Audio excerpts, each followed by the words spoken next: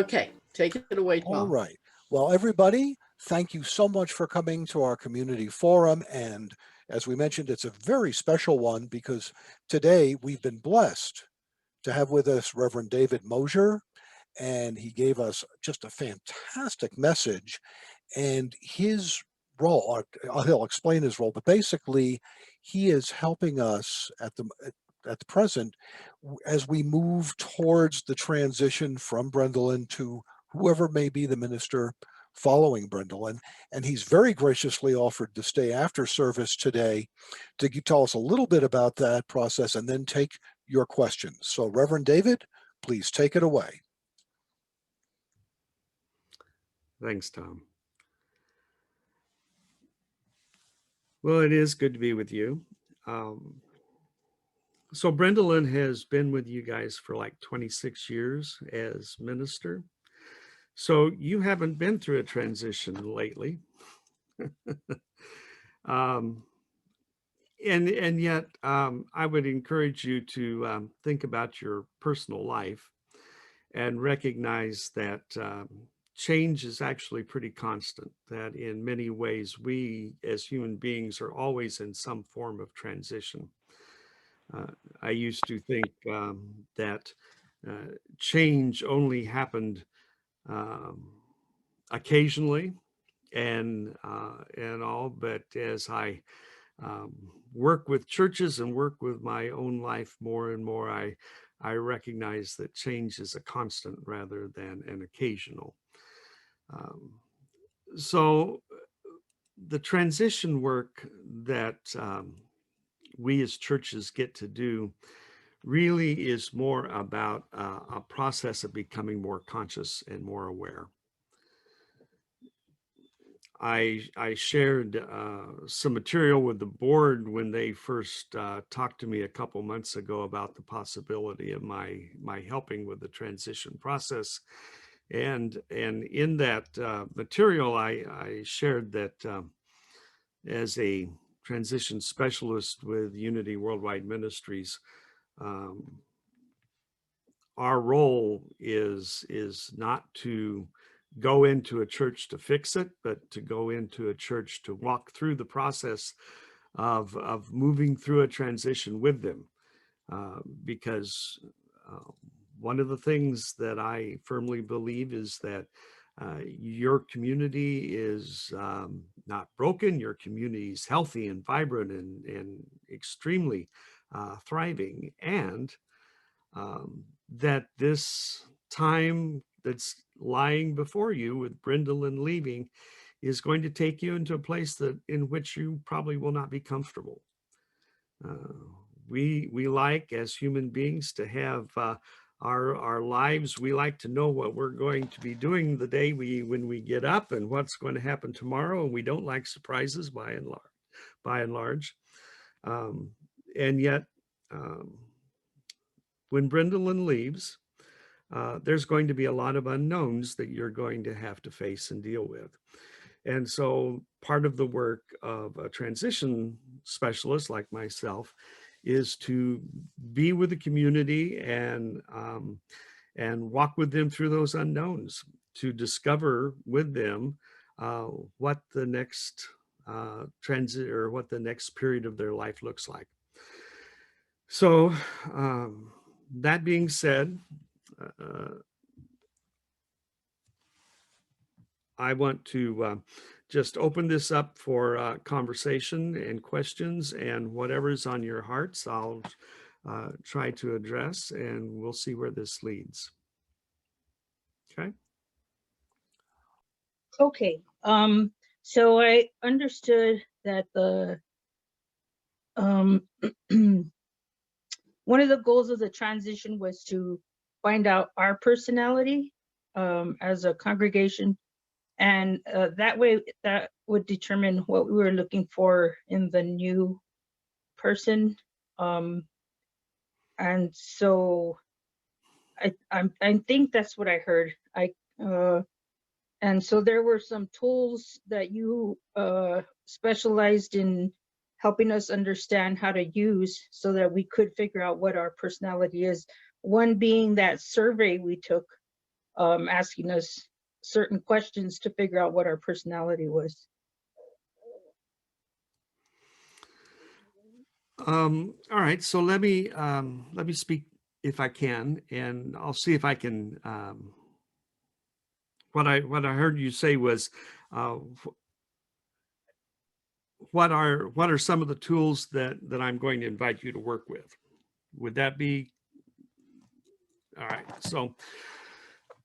So here's my my concept and my approach is that um, churches are a system, like a family, and when a family has a certain way of being and acting together, and when a family somebody in that family leaves, the family has to find a new way of being together. So for instance, when parents divorce and the family has to find a new way of being. So in a sense, when Brendolyn leaves, this family is going to have to adjust. And especially when you find a new minister is going to have to adjust. Well, part of that adjustment that you guys have to figure out going forward is who you are without Brendolyn, because Brendolyn for 26 years has been a keystone and a direction pointer and an encourager and inviting you into certain ways of being and doing and all like that. Um, the one of the processes that I will be inviting you into is what is called appreciative inquiry. Uh, and this is done in order for you to ground yourself and really figure out what has been the life affirming energies that live vibrantly within this community in the past. So, and to recognize them clearly so that you can take those concepts and those energies to build on going into the future. So what this process does is it is a series of conversations, of interviews. Uh, we would put together a team that would be interested in being the facilitators for this, and then we would be crafting a set of questions together that one invites each individual to find out what was most meaningful for them in their past with this community, what is currently with their engagement most impactful for their lives, and for the values that they hold and they hold in collection with the community, and then what would be their dream for the community going forward, say 5 or 7 years from now. What would that look like? And this process, then these questions get asked one-on-one with everybody in the congregation that we can get a hold of, so that everybody has a chance to share their story of the meaningfulness of the community, what they value, what they see going forward. And then we look for themes in all of this material and all of these stories and all, to find the common themes that reoccur over and over again that speak to the 3 or 4 basic life building principles that Unity Pasadena or Unity Santa Fe, it's hard doing 2 churches at one time. Unity Santa Fe um, has been in their life, been, you know, what makes you who you are, with or without Brenda, with or without anybody else, so that when you clearly know that, then you can frame what you want to create in the future. And all of this work over a period of several months sets for you, if you will, a strategic plan of what you want your community to be like, you know, 5, 8 years from now. That lays the groundwork then for us to revitalize the vision and mission. Every church um, is constantly evolving. And one of the things that the ministry development team encourages every church to do is to go back and revisit their vision and mission at least every 5 years. Um, because as time goes on, what was a driving vital mission at one time in the life of a church becomes limited in the life of the church going forward. And drawing that forward and revitalizing it, it doesn't necessarily mean you change it or maybe tweak it, who knows. But until you engage with it, um, it's not something that might draw you into the future. So the appreciative inquiry helps inform the creation of looking at the vision and the mission of the church. And those two components together are the large congregational work that leads you to be ready to self-identify who you are now without Brindlin, who you want to be in the future, so that when you post for a minister applicants to be applying to come to be your next senior minister, um, you will resonate with certain people. The ones that have that same vision, the ones that have that same call, will then be the ones that want to apply because you're really clear about who you are and who you want to be. So that is the primary work of transition, especially with a church like you that's really, really healthy, is to just really become clear. Now that Brindlin steps out of the picture and you're having to settle into a new dynamic, who are we going to be without Brindlin, and what is it that God in our hearts is calling us to live into in the next 5 years? What is our next iteration?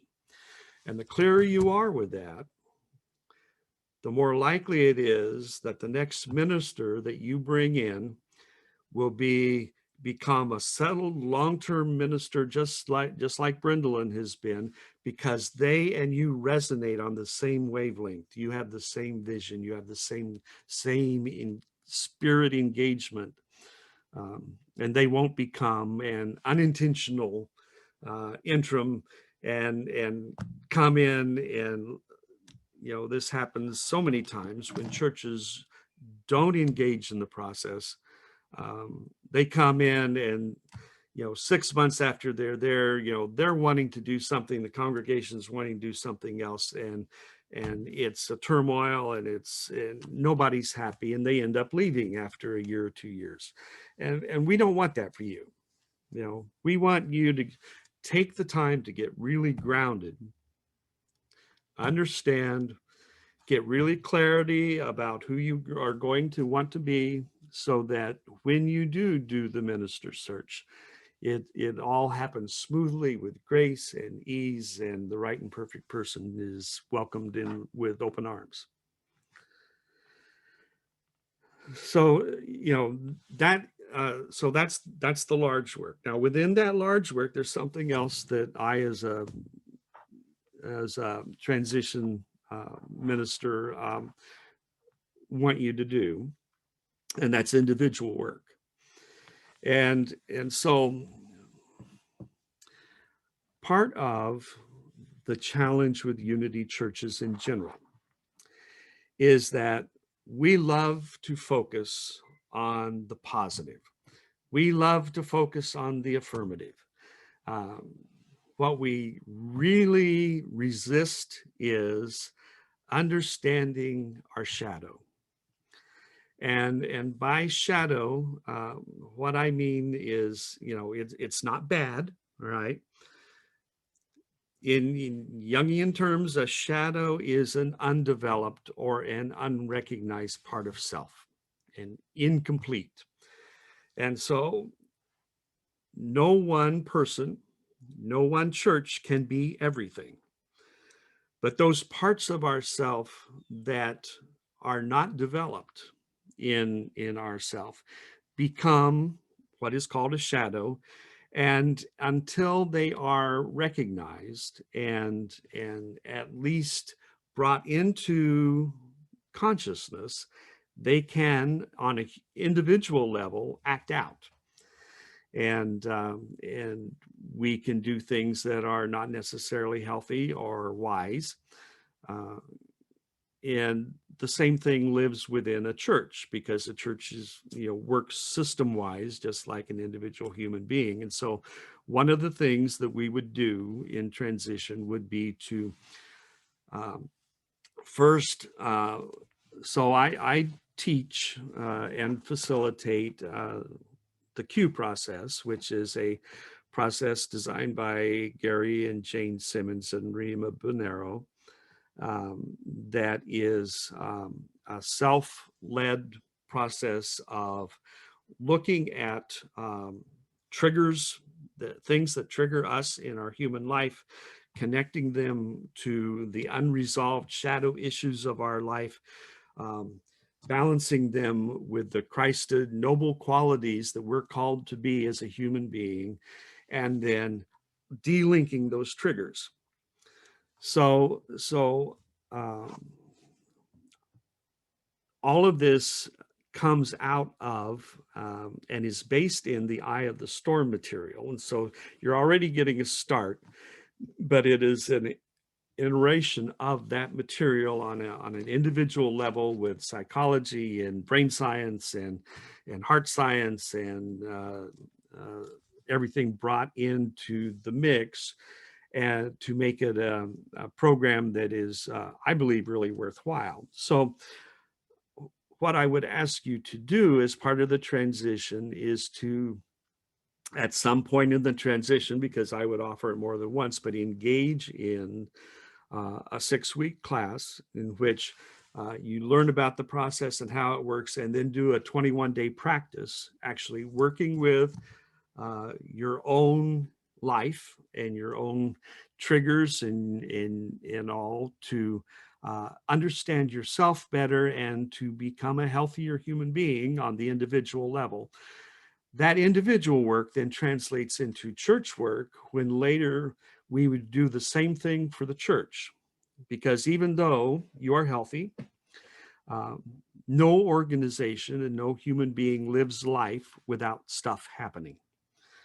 And so one of the things that needs to happen before you connect with a new minister is you get real clear on what the shadow of the church is, and then be able to see that and to recognize it, and then set up some sort of parameters, some sort of a behavior system that says, when our shadow starts showing up, we'll make note of it so that we can deal with it consciously instead of unconsciously and becoming reactive. And this is a really, really healthy process for the church.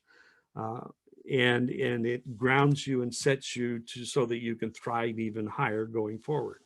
So those are really the two basic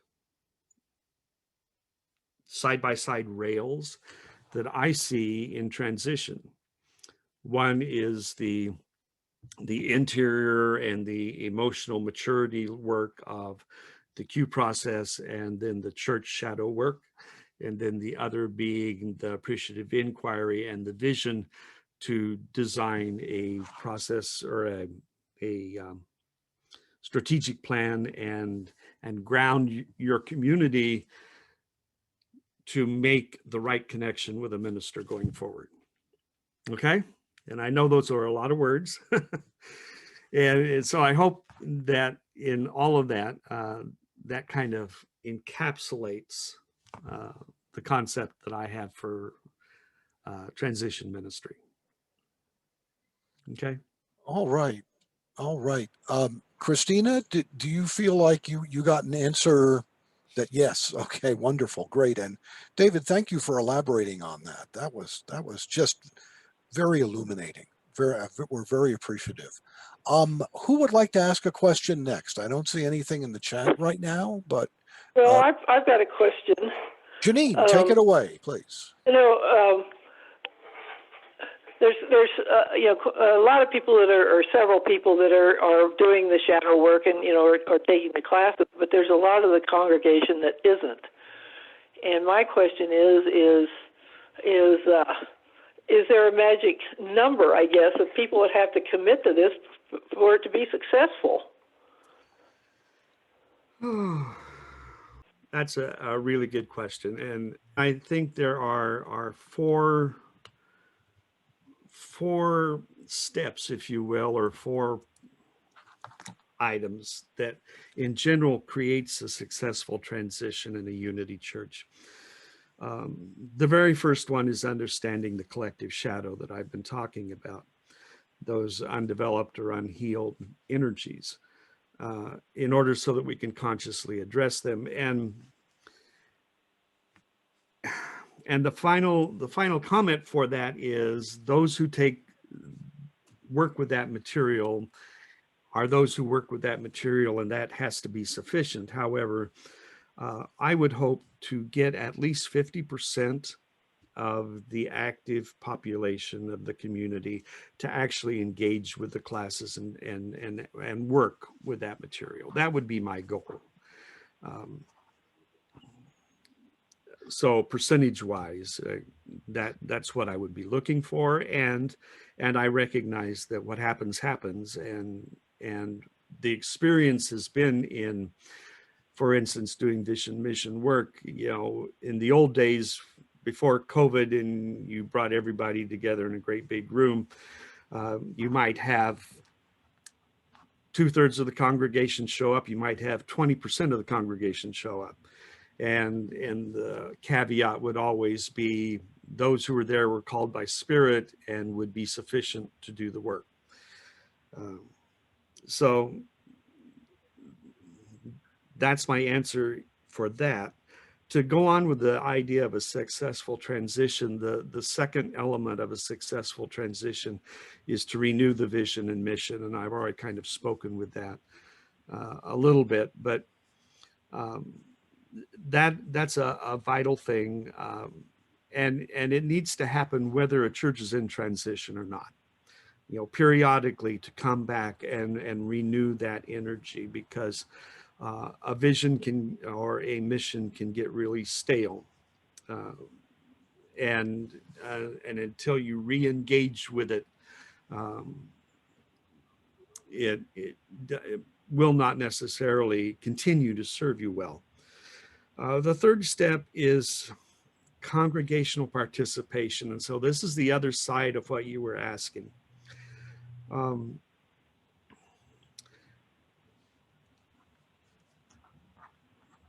The unity churches that I have worked with so far have had different degrees of success. Each one has, two of them have been complete. They have both found excellent ministers and all like that. But I had different levels of community participation in those two churches.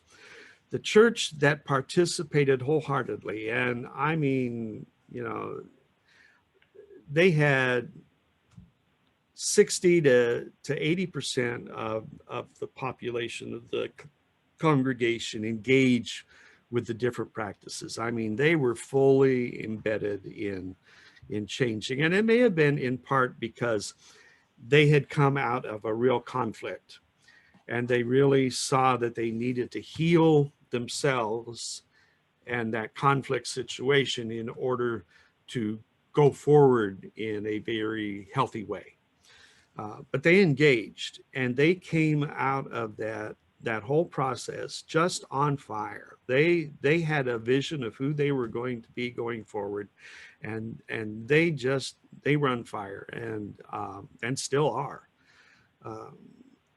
The other church the board was all on board with doing the transition, with even moving into mission-centric ministry, but they didn't invite the congregation to enroll.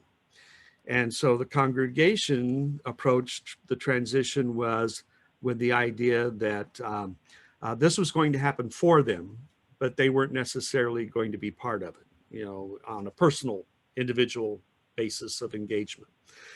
And so they found a great minister, but the ministry itself has not necessarily moved out of its old paradigm and is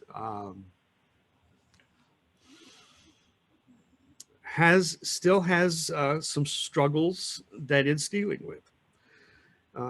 And so what I would say is to have a really successful transition, one of the things is your engagement. You on an individual basis as a congregation.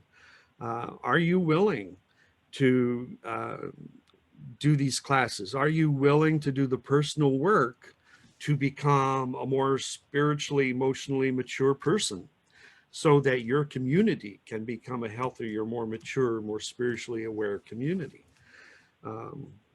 And so in part, that is one of the reasons why I wanted to come and meet with you and engage with you today at really early on, because I and the board haven't made any commitments going forward yet. And one of the things I would want you to commit to is, as a congregation, yes, we're willing to do this work, because I find that I have reached a certain age in my life in which I have limited time to do my work in the world, and I want to work with people who want to work with me.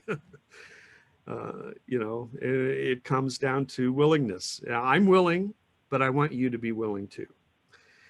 And then finally, the fourth and final aspect of a successful transition is that we need to allow the process to unfold. And by that I mean is that one of the expected things, and I'm sure that will happen here, is there will be people, both in leadership and in the congregation, that says, I just want this to be done. I don't want to be in the unknown any longer. I am tired of this. I want us to get complete, and I want to move on. And I need to tell you that it will take as long as it takes. This is an organic process. That it is that walking through the wilderness, not knowing exactly what that next step is going to look like, or how we're going to get over that next mountain, but that it will happen. And if you're patient, and if you allow yourself to sit in the question and in the discovery process, that what comes out the other side will be absolutely beautiful. But you can't rush it. Okay? I'm complete. Who else?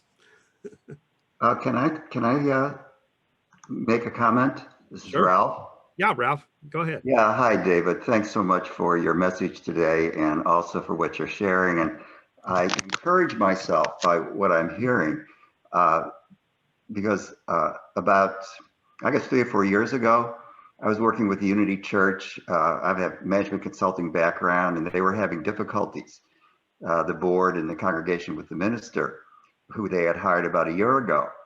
And when I was talking with the board, they were saying that, well, we thought this person was interested in this and doing things this way. And then when I talked with the minister, I heard, well, I thought they were interested in this and doing things this way. And so there is the lack of transparency, which I think you're speaking to by the shadow. And I think what happened is they both were putting their best foot forward, kind of like on a first date kind of thing. And they really didn't want to show any vulnerability, and they just wanted to be agreeable with each other. So anyway, I just want to say that it's music to my ears hearing what you're saying. The second thing, which I really like hearing you say, is that you want to work with a congregation that is committed and involved. And I know for our congregation, we have a wonderful congregation. And what works best to get people's enrollment, having done fundraising here and other kinds of things, is a personal invitation from one person to another to participate, as compared to simply giving out a general announcement and then see who shows up. So that one-on-one, I think, is so critical, to have as full a participation as possible, with people clearly understanding what they're being committing to. So anyway, I just want to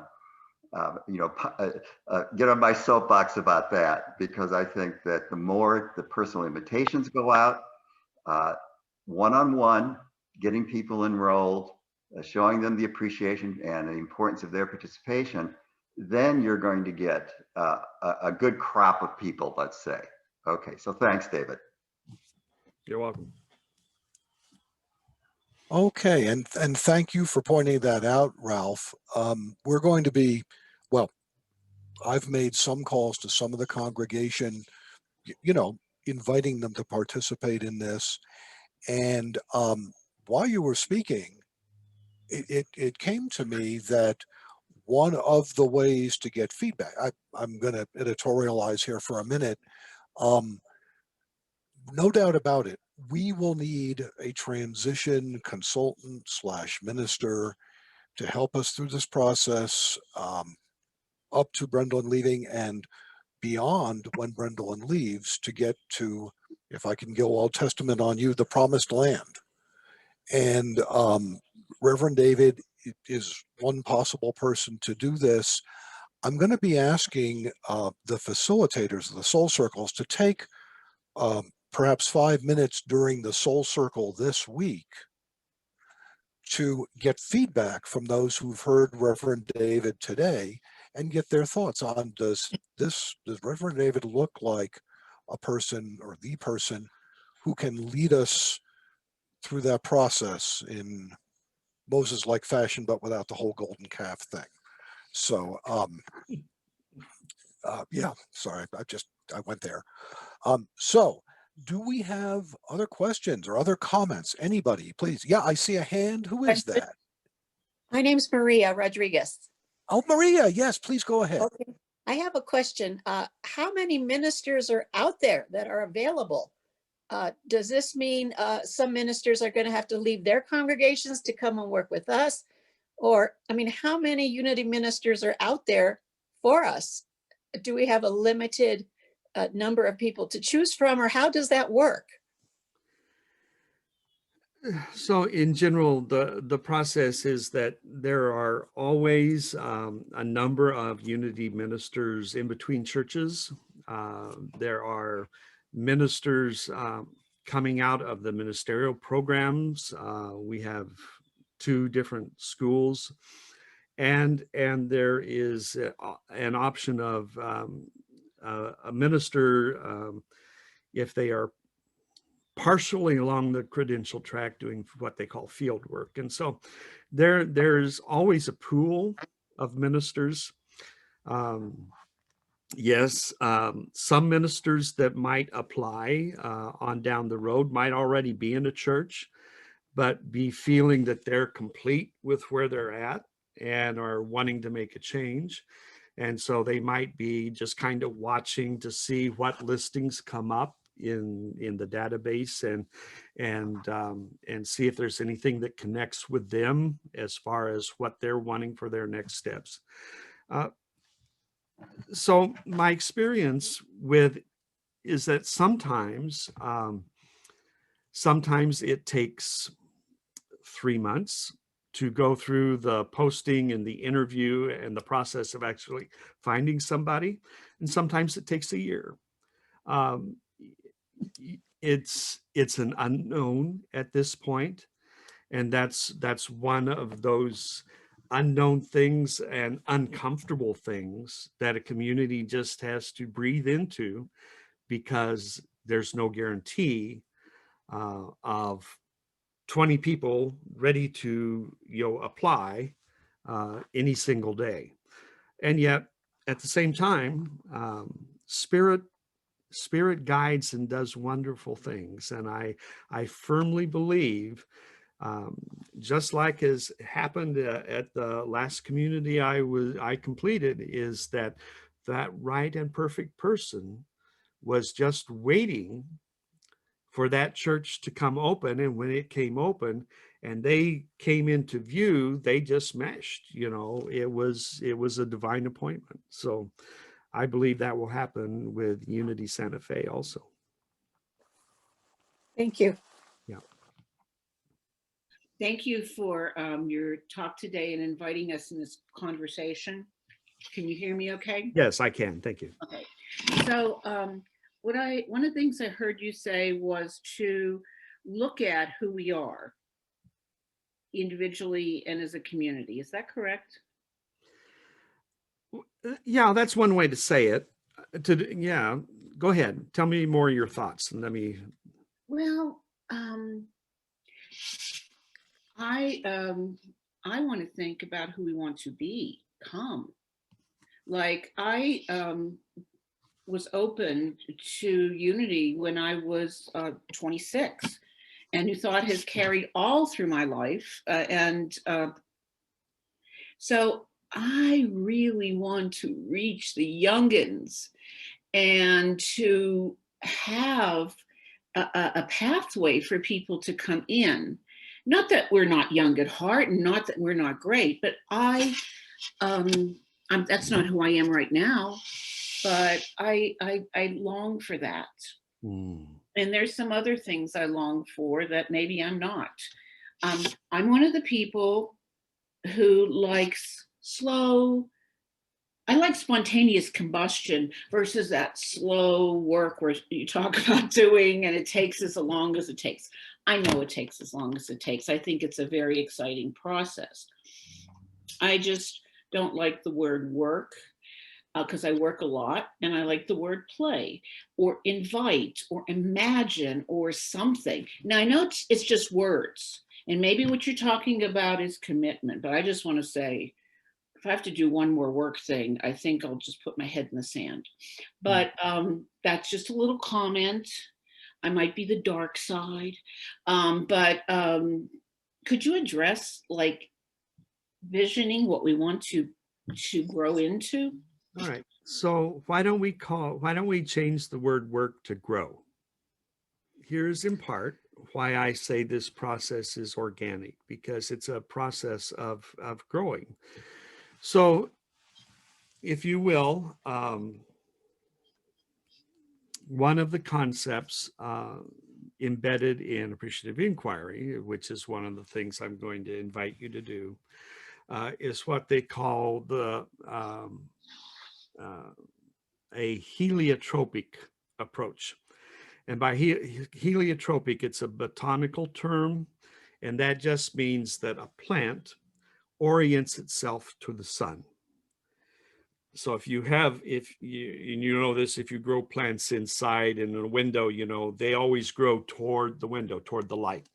A sunflower in a field, if you watch it in the course of a day, a sunflower will turn the head of the sunflower and follow the sun across the sky in the course of the day. Well, this idea of a heliotropic approach is simply that we will grow in the direction in which we plant our focus. And so one of the things that we need to be clear about as a community is that future focus. And so you were speaking to the idea of wanting to reach the young, and that passion. Well, I think that's a great passion. And depending on the mission of the church, that can be one of the strategic plans going forward, is in fulfilling the mission, in focusing on our future, that is, how do we then engage with other young people outside of our community to help them and us both go in that direction, to find that in what Unity teaches as principle. This is all part of this whole conversation is part of the discovery during a transition, so that we as a community, Santa Fe as a community, is really clear what that future focus is, so that when the next minister is hired, that future focus resonates with them. They want to help empower that. One of the things that I would encourage this community to do, and I think Brindleton has already started it, is take more steps into the mission-centric paradigm. So because that is a paradigm that we believe is healthier for a spiritual community than a pure minister-centric paradigm. And I could speak more to that in other times, but that whole approach engages everybody in the community according to their strengths and their passions, rather than being focused on just the minister leading. And so the minister in that regard comes in to be a compatriot, a fellow traveler, and along the same road that this community is already wanting to walk. And thank you, David, for everything you've said so far. I have a question, much like Maria's, more logistical sort of. I'm curious about the time frame you mentioned. Listing, our posting our opening for a minister.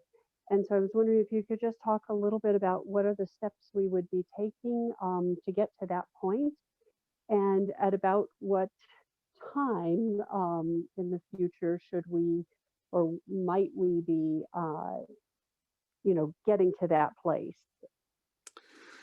Let me just clarify something, and that is, David, you mentioned the summer. I'm actually planning to leave in the fall, probably by the end of September. So I Okay. have that date before you answer that question. Well, I had August in the back of my head, but September works too. So yeah, anyway, so here's two things. One is, I know the board has been wanting to start this work as soon as possible. And I need to caution you that most of the work can't happen until after Brindleton leaves. Because Brindleton's still, as long as Brindleton is the minister and part of the community, the paradigm doesn't shift. And the unknowns don't start arising until Brindleton's gone. And so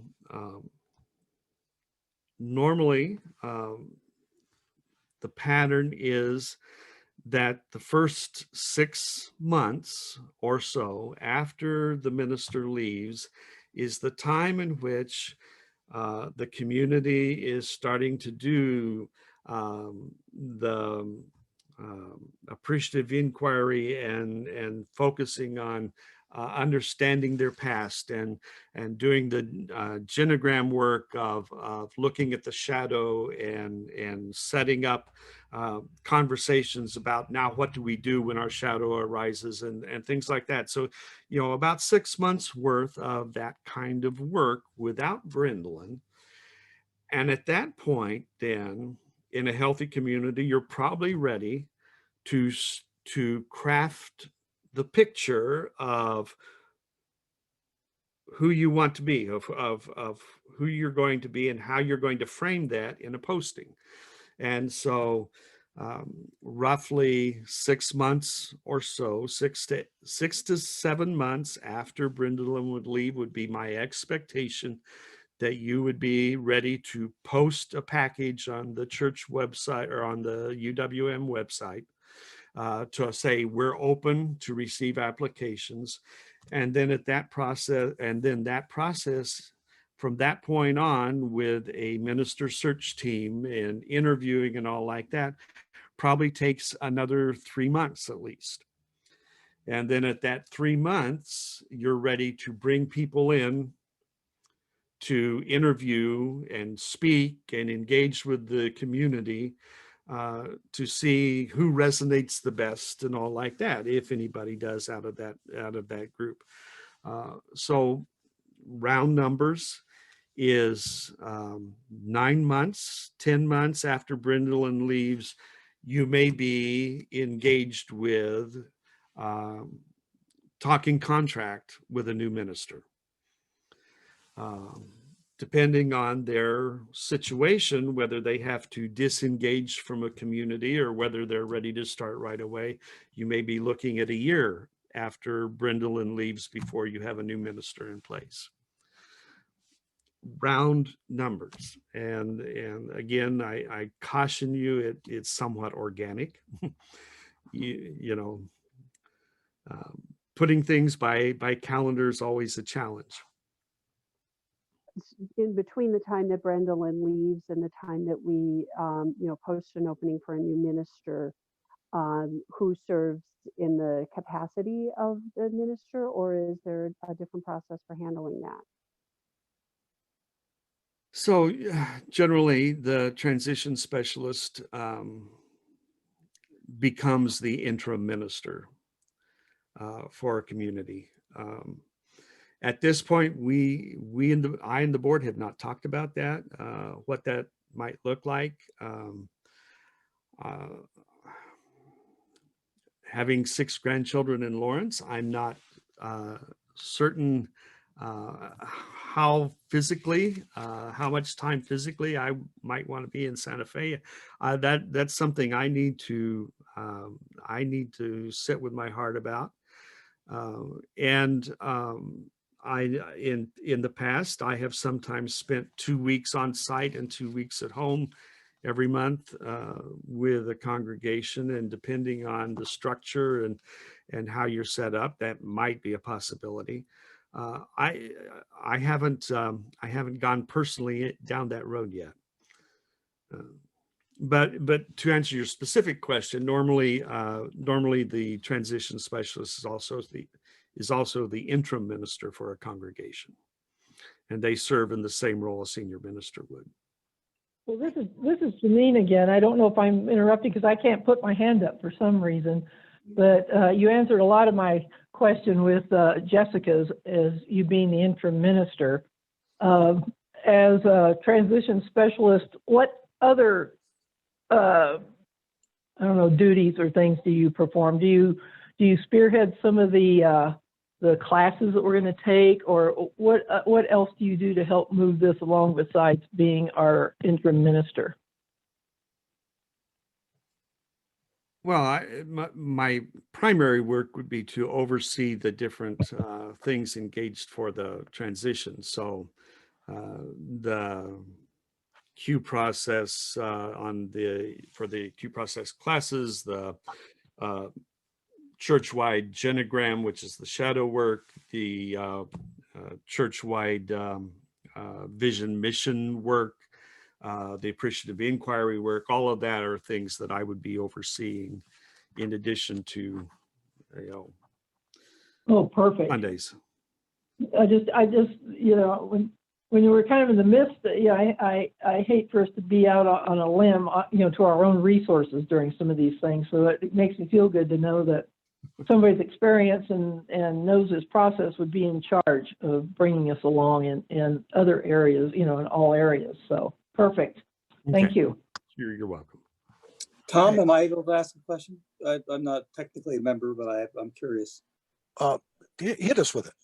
Yeah. So, David, I was very interested in what you're talking about, how the process works. And I naively was thinking that the idea was to get the replacement all set so that when Brenda leaves, it's a seamless sort of plugging in. Obviously, I guess that's kind of a naive notion.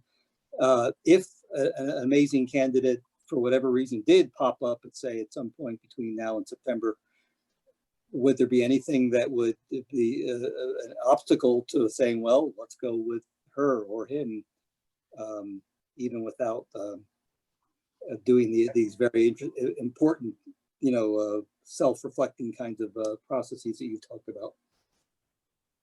So the experience acquired doing by Unity Worldwide Ministries team of transition people, and across the board denominationally with transition work. So this isn't just specifically Unity. Is that without a conscious transition in which a community engages with, more likely than not, the next senior minister becomes an unintended interim. And they're there for a year, maybe two, and then they leave because it's just not a right mesh. And this happens whether it's Unity, Episcopal, Disciples of Christ, it doesn't matter. I mean, right across the board, that same paradigm shows up. And so my encouragement is that, yeah, I realize that it's a whole new perspective of doing church in many ways in a time of uncertainty. And it's something that if you really want to take the next step into thriving, which you're already doing, it's something that you need to do as a community, whether it's with me or somebody else. You know, in this day and age now of Zoom and virtual sanctuaries, would it be possible for us to have guest ministers that are interested in becoming the minister, giving the, you know, guest talk like Reverend Mosher did today? And just so we can try each other out, you know? Eventually, that might be part of the process. I know that's Overland Park did that with their minister search, but you're not, as a community, I would not having you putting yourself out there as an open pulpit or an open church until on down the road. So there will be people that might be interested, but they won't know that that's a possibility just yet. Then as a follow-up question, just pragmatically, I know in other churches, the ministers are wanting to move to larger and larger congregations, bigger salaries, things like that. Does that factor into a minister's decision to come here, or what would be available to this church? Not having got into the nuts and bolts of your, salary package or anything else, I don't know I can speak to that, except that I'll tell you the primary consideration is from a minister's perspective is, do I resonate with who that community is and who they want to be? That's the primary consideration. Everything else is, and does this also work for me? But the primary thing is, who are they and who do they want to be? Because if I can't resonate with that, I know going into it's not going to work. So Reverend David, during this, when you're our guest minister and all of that, will Reverend Edna also be working with you, and so we can hear her messages? I can always ask her. She has her own full-time job. Yeah. I don't know how much availability she might have, but I would love to hear her. She's a dear. Yeah. Yes, She helps keep me grounded, I'll tell you. Thank you. Okay, thank you. I think that to be respectful for Reverend David's time, I'm sure we have more questions, and if you would please, any question you have at all, go to your email, send that question in. There are, it's really true. There are no bad questions. Occasionally there might not be good answers, but there are no bad questions. Please send us your questions, send us your comments. We really value them. I know we all want to thank Reverend David for being so generous with his time. So yeah, thank you so much. Thank all of you. I thank all of you for participating in this. With that, I am going to go ahead, bring our meeting to a close. Again, our thanks to Reverend David and all of you, knowing that as we go forward from here, God goes with us, guiding us, protecting us, sustaining us, and fulfilling us in all we are, all we do. And so it is. Namaste all.